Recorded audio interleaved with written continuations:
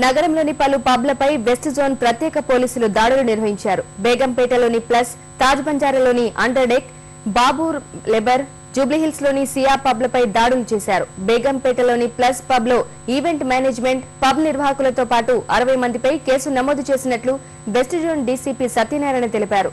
నిబంధనలకు విరుద్ధంగా పబ్ లో అశ్లీత నృత్యాలు చేస్తున్నట్లు చెప్పారు. దాడులు చేసిన పబ్బుల్లో ఏ ఒక్క చోట లైసెన్సు చూపలేదని, అందుకే కేసులు నమోదు చేసినట్లు డీసీపీ వివరించారు.